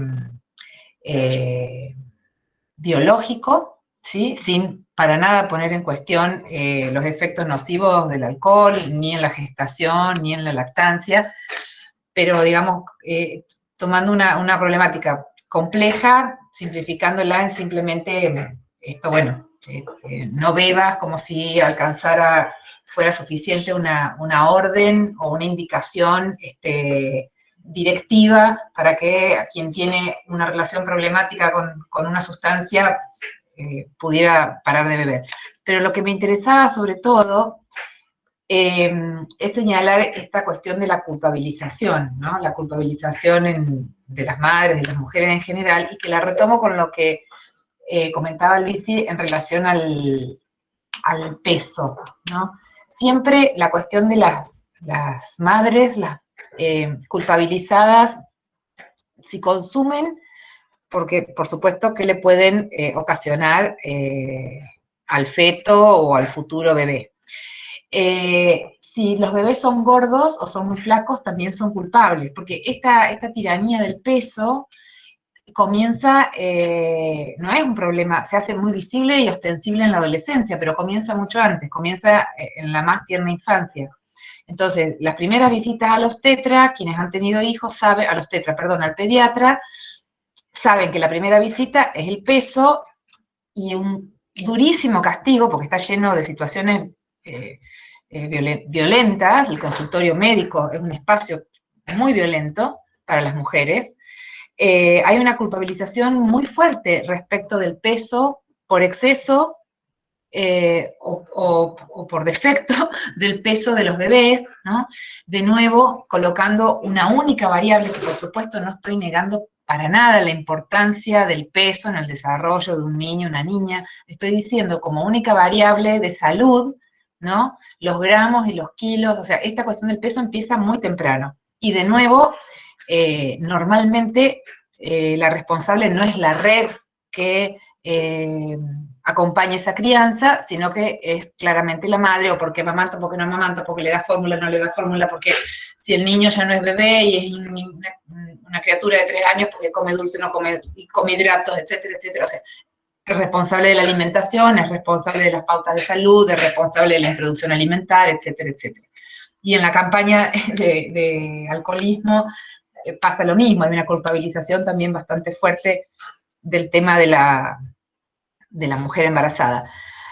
Después, lo que vos decías, Magda, que creo que también lo habíamos charlado cuando produjimos esa nota, hay un conflicto ahí con cómo se traducen las cuestiones, en este caso investigaciones científicas que dan sustento a esta campaña porque muestran cabalmente los efectos del alcohol, cómo se traduce eso en consignas que sean comunicables y efectistas claramente en un afiche. O sea, cómo sintetizar la complejidad de un problema de salud en una consigna, inclusive a veces ni siquiera un afiche, a veces hasta una nota de pocos minutos al aire, no conseguís agotar cabalmente.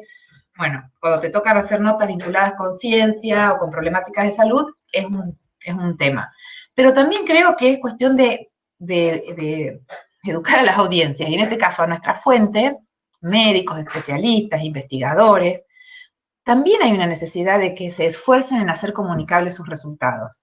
Digamos, hay una cuestión del lado de los comunicadores y las comunicadoras, pero también hay una necesidad de salir de este hermetismo, a veces en el uso de los términos y en lo que se dice, para que esos resultados sean accesibles, comprensibles, ¿no? De parte de quienes hacen ciencia o quienes hacen investigación. Creo que igualmente siempre es un desafío. En este caso concreto de la campaña, alguna de la gente que consultábamos decía, bueno, no es tan fácil en un afiche decir todo lo que se debería decir en relación al alcohol y el embarazo. Entonces vamos directo al punto y decimos, si gestás, no bebas. Bueno, eso tiene algunas limitaciones, como por ejemplo esto, que se acaba simplificando, acaba siendo imperativa, punitivista, culpabilizadora, etcétera, etcétera, ¿no? Pero bueno, me parece que hay un camino ahí para educar de doble vía, ¿no? De quienes estamos en el área de la comunicación. Lo mismo pasa con la cuestión de la gordura, ¿no? Digamos, es como muy simple y muy obvio. También está lo de lo políticamente correcto, reproducir aquellos discursos de la ciencia que alertan o advierten sobre los efectos del exceso de peso o de la obesidad. No estoy diciendo que esto no sea necesario en toda la rama de la educación para la salud. Estoy diciendo la necesidad de empezar a complejizar estos enfoques, a incluir otras perspectivas, entre ellas la de género, ¿no? Porque además es loco que generalmente cuando se habla de, por ejemplo, de gordura, se habla de mujeres, de talles, de moda, de cuerpos.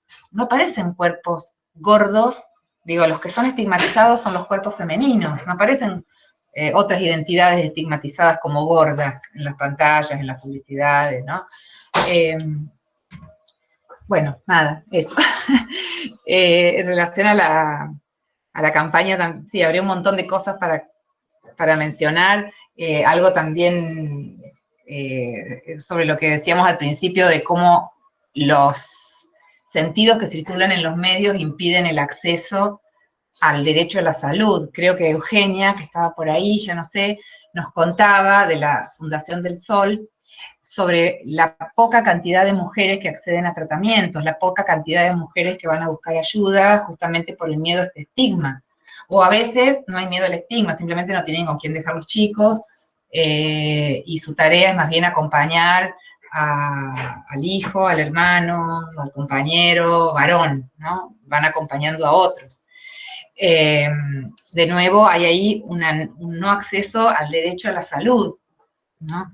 Y después está toda esta otra cuestión de la salud mental, que no necesariamente tiene que ver con las sustancias, que hay una subestimación también de las afecciones femeninas, de las tristezas, poco espacio para plantear las angustias, generalmente son ninguneadas, subestimadas en los consultorios, hay una incapacidad para esa escucha, ¿no?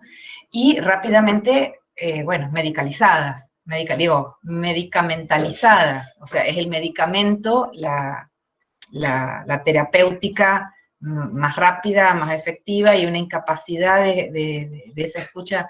Justo ahí me compartían un artículo muy lindo, que después si quieren lo pongo en el chat, sobre la tristeza de las mujeres, y la dificultad de que la tristeza de las mujeres tenga cabida como un asunto a ser tratado de alguna otra forma que no sea el medicamento, el antidepresivo y el ansiolítico, ¿no? La cantidad de mujeres, sobre todo, que acaban resolviendo problemas de la vida cotidiana también con medicamentos, ¿no? Otra forma de consumo problemático. Nada, me parece que hay un montón de aspectos en el amplio paraguas del derecho a la salud, un montón de derechos puntuales que acaban siendo vulnerados por razones de género. Tal vez la campaña es un ejemplo de eso, ¿no? Yo quería decir al respecto, no vi la campaña, no podría decir nada, pero sobre esto último de los problemas anímicos y que las mujeres no puedan ser atendidas o entendidas, y que directamente se vaya a la medicalización, también tiene otra cara ya en la difusión, que es que en general cuando vemos afiches, publicidades, fotos en los medios que hablan de angustia, de ansiedad, de depresión, me parece que diría que casi siempre la imagen es la de una mujer.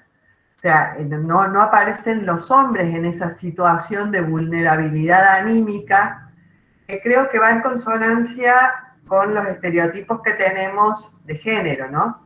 Y que además trae otra consecuencia, que es que a los varones, en distintas circunstancias, les cuesta mucho más consultar, también por ejemplo el tema que tocaba de anorexia o bulimia, porque son aspectos absolutamente ligados a la mujer. Entonces tiene el desbalance en todos los sentidos. Cuando Jimena decía que la categoría de género es una categoría que abarca estructural y que abarca distintas perspectivas, también pienso en esto, ¿no? O sea, y que de alguna manera dice Rita Segato, que los varones son víctimas de su propio patriarcado y machismo, ¿no? Entonces, me parece que también hay que tenerlo en cuenta. Pero volviendo al tema que vos planteabas, Paula, si habíamos visto la campaña, no, en particular no la vi, pero no me extraña lo que están proponiendo. Gracias, José. Gracias, Jimena. No sé perdón. Ya les pasé ¿alguna otra? a Mónica o Luisi. Yo lo que quería agregar a lo que planteaba Jim en cuanto a esto de este interjuego, ¿no? Entre lo que es la comunicación en políticas públicas y lo que es el uso del conocimiento científico, digamos, para la construcción de estas políticas, y esto que ella decía de, bueno, la necesidad de que la gente especialista en el desarrollo de este conocimiento también tiene que generar o tiene que hacer el esfuerzo de ver la manera de cómo comunicar, digamos, también sus desarrollos y sus avances de la ciencia. Creo que de un tiempo a esta parte me parece que en ese sentido incluso hasta se está digamos, saltando un límite importante, en el sentido de que como hay toda una ebullición ahí en la necesidad de que, bueno, de que las personas que trabajan estrictamente en el desarrollo de esos abordajes y generación de esas evidencias tienen que comunicar y tienen que tratar de hacer una buena comunicación de esa información, me parece que se salta, digamos, la valla y que de alguna manera se habilita para hablar allá de los límites que tiene el desarrollo de esas investigaciones. Creo que eso también es importante, porque creo que muchas veces el hecho de la palabra autorizada de un científico, de una científica, por ahí atraviesa, digamos, o pasa el límite de decir, bueno, ¿cuáles son las limitaciones de ese desarrollo científico? ¿Sí? Y creo que ahí hay como un límite muy, muy difícil desde el área, digamos, de la investigación, en el sentido de que, digamos, la imposibilidad de poder decir, bueno, mi abordaje científico llega hasta acá, digamos, esto es lo que yo puedo llegar a comunicar, tratar de hacerlo, digamos, de la mejor manera posible y lo más digerible posible, pero también reconociendo de que tiene un límite, ¿sí? Y que muchas veces ese límite es bastante acotado y que es necesario, digamos, la intervención y que converjan también otras miradas y otras perspectivas. creo particularmente, ya las dejo, pero me parece importante tener en cuenta esto, porque a mí me hizo, digamos, me impactó cuando, bueno, Josefina hablaba, digamos, y trae a colación a esto de, bueno, la entrevista que ella le hace a Marcelo Rubinstein, ¿no? Marcelo Rubinstein es digamos, una persona muy reconocida en el ámbito, digamos, del desarrollo de evidencia, digamos, en cuestiones de obesidad, pero también es cierto que, digamos, es gente que muchas veces está enfocada en el desarrollo científico en áreas muy restringidas, digamos, ¿no? Desde una mirada muy biologicista, muy biomolecular, incluso, y yo no estoy deslegitimando la palabra de esas personas. Creo que esas personas por ahí, bueno, no aclaran que hablan desde ese lugar estrictamente, y no pueden aportar, porque su gran trayectoria es ahí, y que sería necesario poner al interjuego con otras posiciones y con otras miradas. Creo que con la campaña de la prevención, pasa un poco también por ese lado, digamos, gente, o en este caso, digamos, la campaña estuvo enfocada en una mirada de personas que, bueno, que tienen mucho recorrido en cuanto a lo que es el consumo de alcohol y embarazo y lactancia, pero desde una mirada también muy acotada de lo que es el desarrollo de ese conocimiento.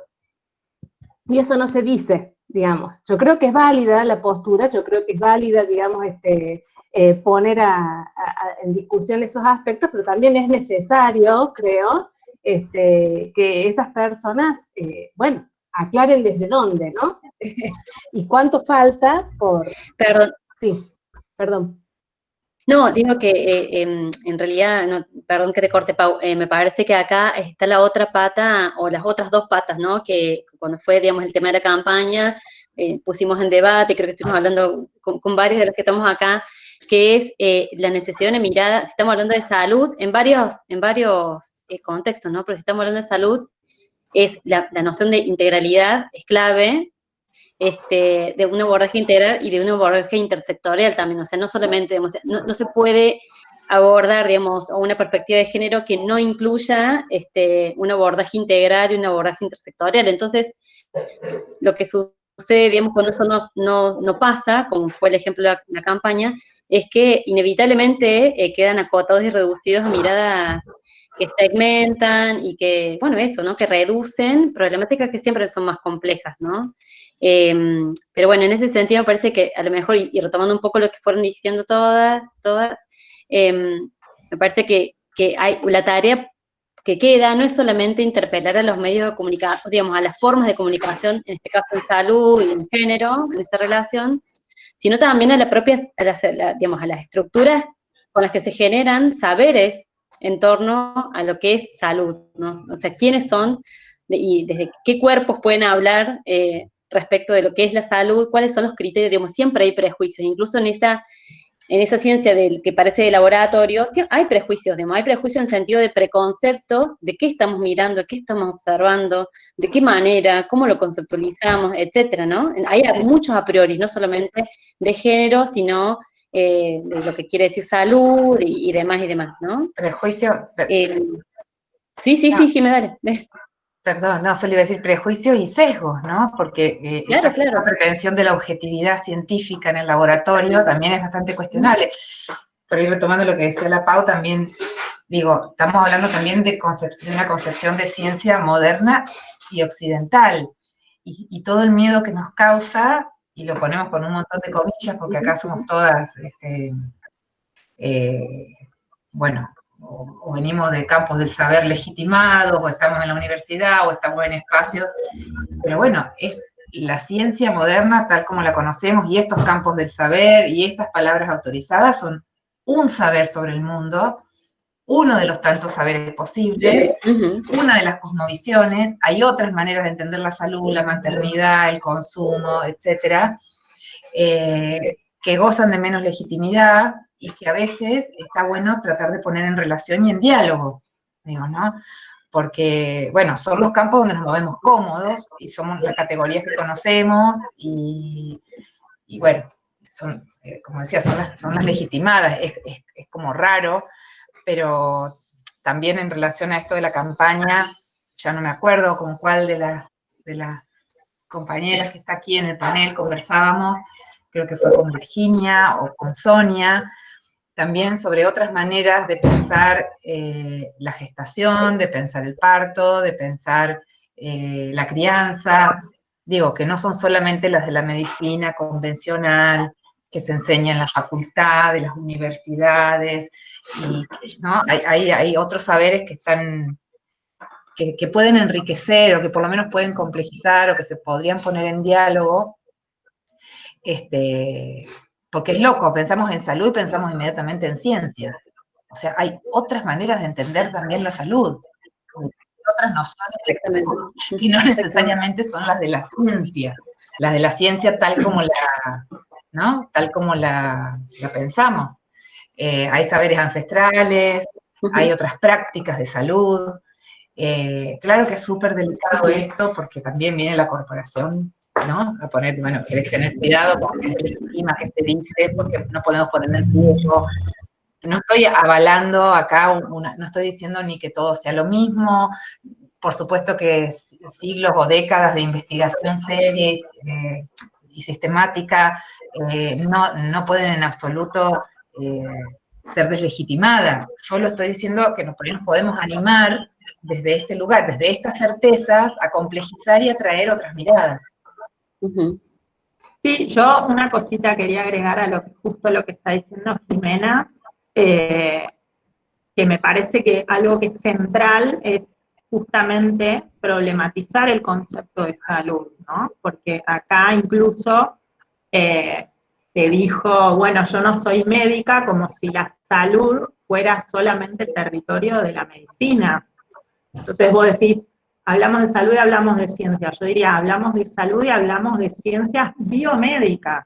Por eso yo al principio hablaba de biomedicina, porque quedan afuera la antropología, la sociología, las humanidades, o sea, más allá de que quedan afuera, por supuesto, los saberes ancestrales o otro tipo de saberes que no son los hegemónicos de esta ciencia moderna europea que surgió hace 5 siglos.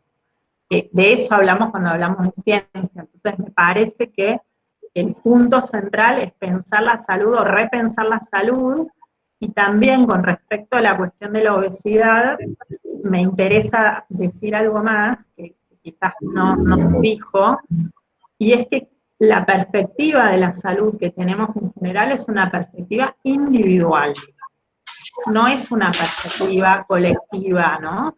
Y hay más que evidencia en lo que se refiere a lo que llaman la epidemia de obesidad, del impacto que tiene el contexto obesogénico en el que vivimos. Es decir, todos los estímulos que recibimos, todos y todas, son comer, ¿no? Qué rico. La industria alimenticia está todo el tiempo bombardeándonos. Entonces, se culpabiliza individualmente a una persona con sobrepeso, ¿no? Y se termina culpabilizando individualmente a las personas por lo que sea, por consumir alcohol, por ser gorda, por lo que sea, vos sos culpable de ser diabética, hipertensa, de lo que sea, sos culpable, ¿no? Y se olvida el contexto, se olvida la comunidad donde vivimos, se olvida eso, y eso es parte de la salud. Entonces, me parece que lo que tenemos que tratar de desarticular es esta idea de que salud es medicina, que está, desde mi punto de vista, muy instalada. Y lo estamos viendo, por ejemplo, más allá de la cuestión que nos compete hoy, cómo se está manejando la pandemia. O sea, ¿quiénes son las fuentes autorizadas científicas? No son todos los científicos, son determinados científicos. Los infectólogos, los epidemiólogos, los médicos, ¿no? Eso. Pensaba exactamente en eso de la pandemia, ¿no? En la gestión de la pandemia y qué especialidades son las convocadas como palabras autorizadas, ¿no? Todo se reduce a lo biomédico, ¿no? Como si la gestión de la pandemia no requiriera un enfoque también sociológico, antropológico, de la psicología social, ¿no? otras miradas, otros aportes, que tal vez existan, no digo que no, que desde el gobierno no se hayan convocado, pero claramente, volviendo a los medios, no son los sentidos que se ponen en circulación.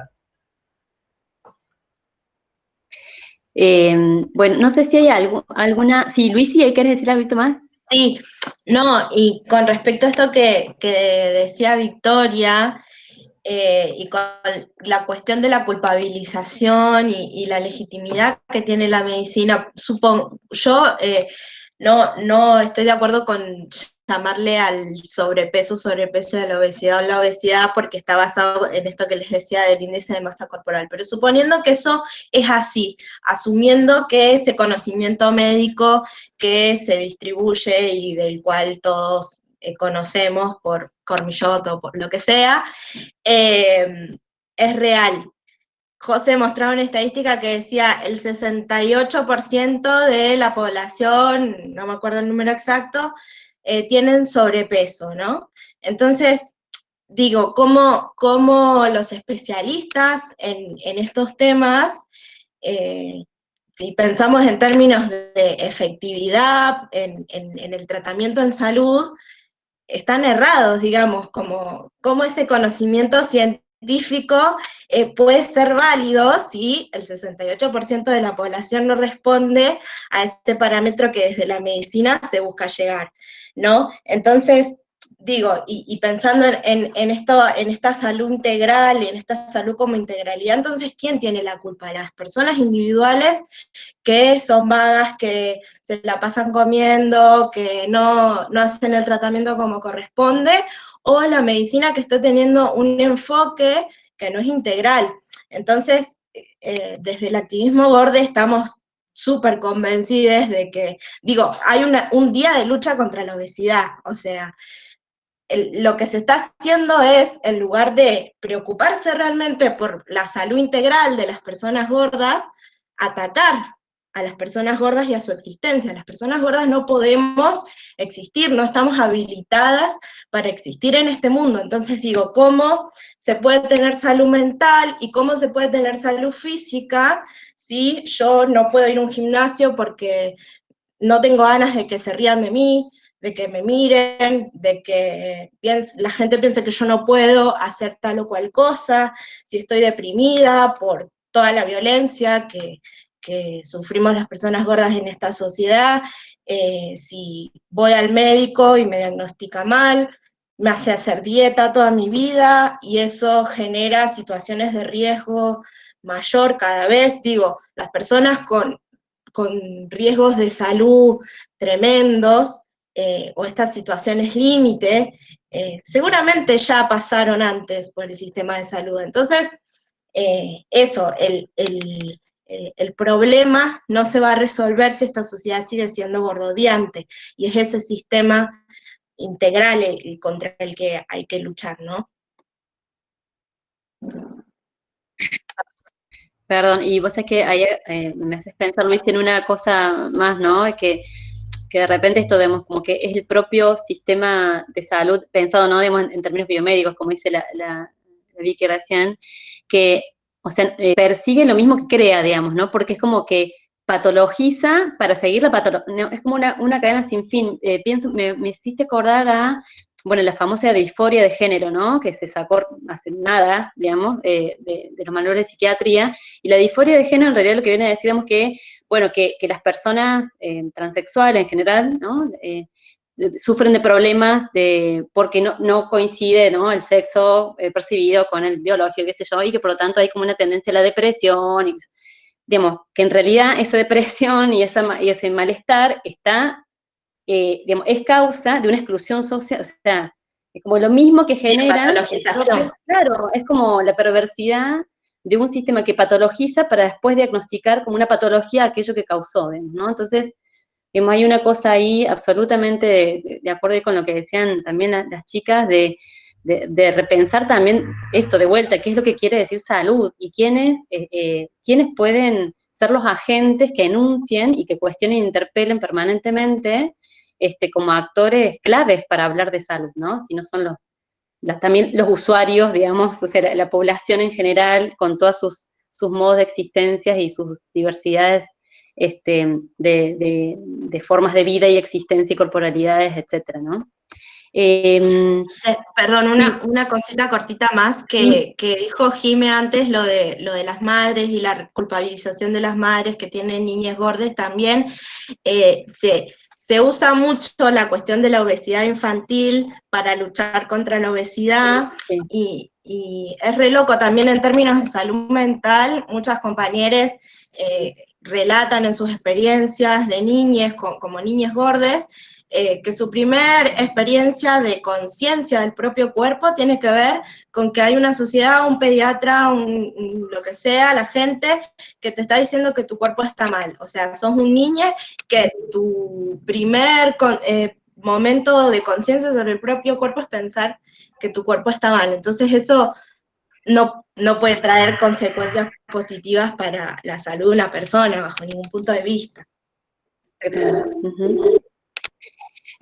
Bueno, son las 8:10, seguiríamos hablando un montonazo más, pero bueno, la idea, digamos, sería, en primer lugar, agradecerles, estamos así como muy felices con las margaritas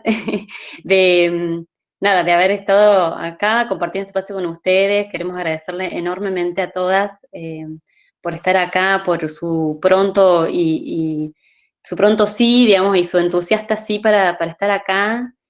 Celebramos mucho esta posibilidad, la verdad, y bueno, con ganas de que se sigan gestando más de espacios de estos, ¿no? Así que bueno, nada, muchísimas gracias. Para todos los que todavía permanecen acá, va a quedar grabado, damos el conversatorio, después se lo vamos a compartir, creo que está el canal de YouTube ahí compartido en el chat. Y bueno, eso, agradecerles nuevamente. Muchas gracias a ustedes y a todos los que, y todes los que asistieron. Muchas gracias. Muchas gracias. Bueno, de acá también les mando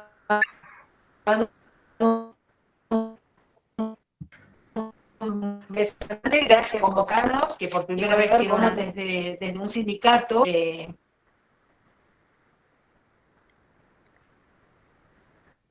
la violencia en el lugar de trabajo. Gracias.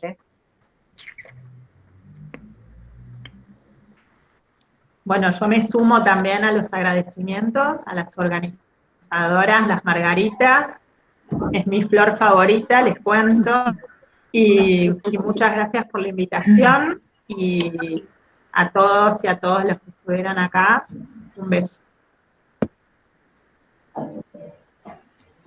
Gracias, chicas. Hasta la próxima. Hasta la próxima. Gracias por el encuentro. Muchas gracias a todos, muchas gracias. A mí, bueno, me han sacado dolores que tenía de muchos años. Muchas gracias y chao. Gracias, nos vemos.